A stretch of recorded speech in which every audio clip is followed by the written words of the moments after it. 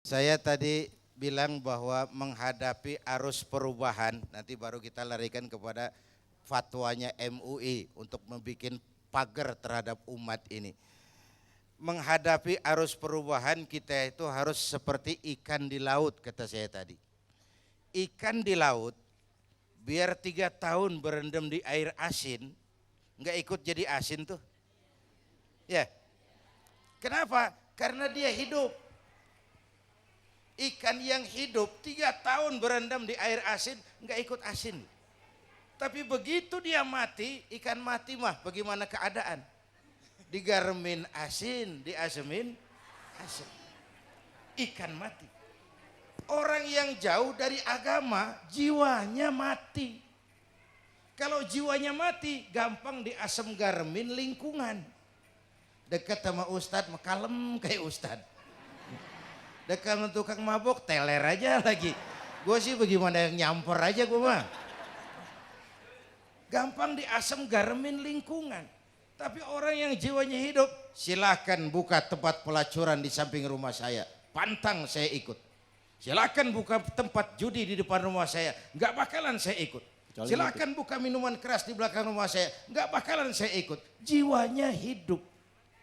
Dan jiwa akan hidup kalau agama hidup di hati kita. Kita tidak bisa menghindari perubahan. Kita tidak bisa menghindari arus persaingan. Sekarang ini jangankan dagang, jadi kiai juga kalau nggak sanggup bersaing. Ini bahasa kasar tapi jujur. Curhat. Karena sekarang orang hidup di zaman banyak pilihan. Pergeseran nilai pastilah terjadi.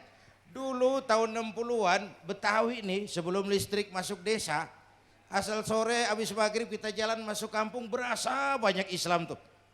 Berumah sono anak muda lagi pada baca Yasin. Belah sono yang sono lagi latihan barzanji. Belah sono ibu-ibu mengempet ngapalin sifat 20. Dulu tuh masih rumah gelap belum ada listrik. Ya. Anak muda lagi belajar huruf Al-Quran. Alif dasa alif bawa alif dapan u a e u mim dasa mata dalapan talam dapan lo mata lo. Berasa. Nah, begitu masuk listrik rumah pada terang terjadi pergeseran nilai. Apa yang kita lihat? Televisi main gede-gedean. Ya. Ya. Ngaku lu ngaku. Suara Al-Quran sepi.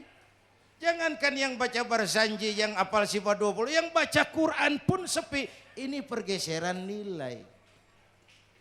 Dulu sosial kontrol tajam Pak, orang peduli sama lingkungan.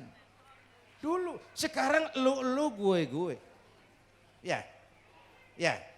Dulu kalau ada anak gadis hamil di luar nikah, aib, malu selebar kampung. Sekarang makanan hari-hari. Benar-benar nih. Ibu-ibu lebih menghargai selingkuh daripada poligami. Ayo ngaku. Yang bapaknya senyumnya lebar banget nih Pak. Yang bapak. Terjadi pergeseran nilai. Nah kita ingin pergeseran nilai itu yang positif. Bukan yang negatif. Nah supaya bisa kita harus punya filter. Ini kan abad entertain Pak. Orang pandai membangun pencitraan sekarang ini. Kiai sama dukun tipis bedanya. Benar-benar ini. Saya sering bilang dulu tuh sebelum Mbah Surip. Yang meninggal karena kebanyakan ngegendong.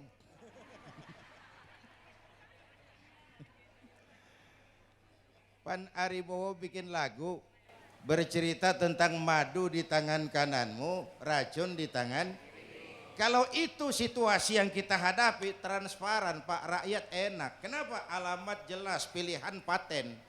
Madu di kanan, racun di kiri, pan kagak bingung.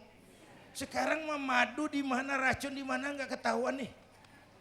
Orang pandai membangun pencitraan. Banyak racun bermerek madu. Bu, kita harus punya filter. Emas pasti kuning. Benar itu? Apa semua yang kuning pasti emas?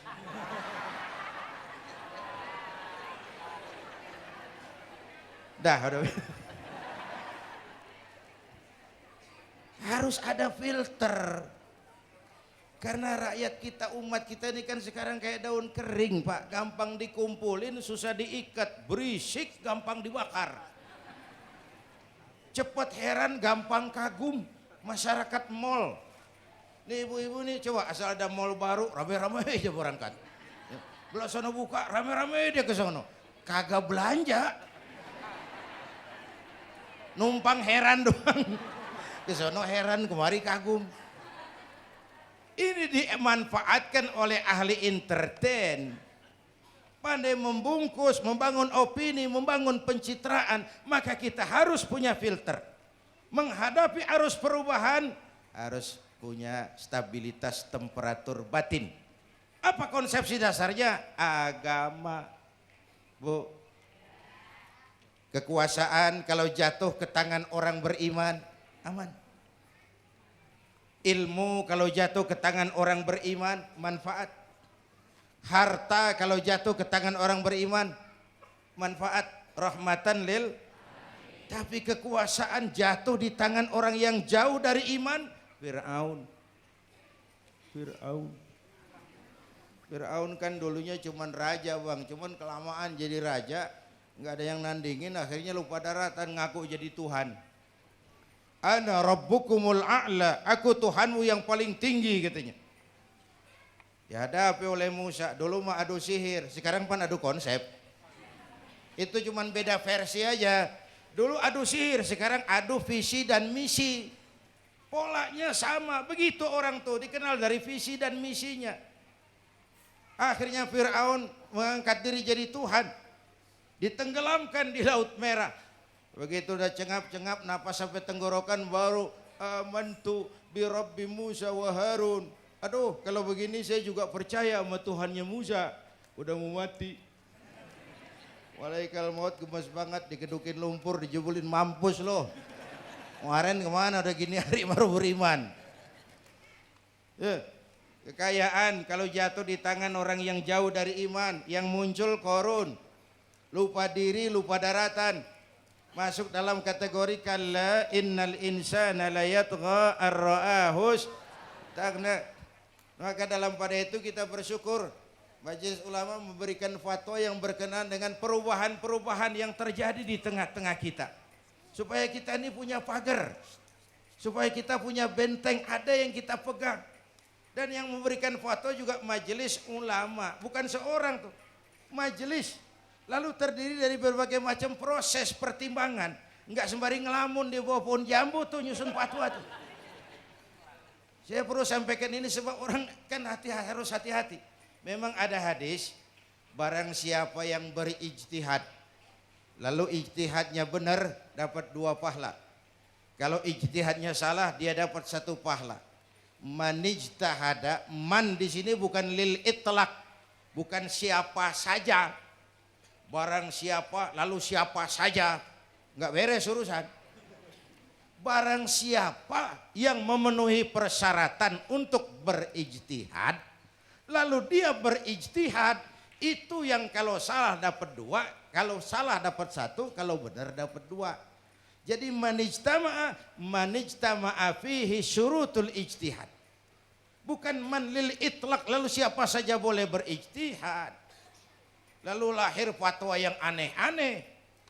Tetapi sungguh pun demikian, fatwa Majelis Ulama itu tidak bersifat mengikat. Ini yang bijaksananya.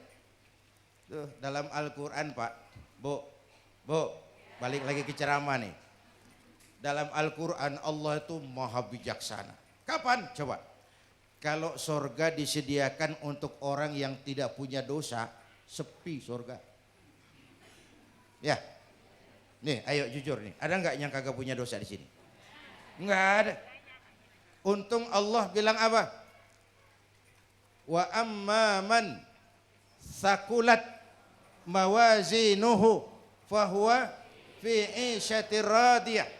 Orang yang timbangan kebaikannya lebih berat dari timbangan kesalahannya. Bukan nggak punya salah. Orang yang timbangan kebajikannya lebih berat dari dosanya. Bukan nggak punya dosa. Ya. Tapi lebih berat, kan itu yang kita harapin. Ada dosa, ada salah, iya. Tapi timbangan kebaikan lebih berat daripada timbangan kesalahan.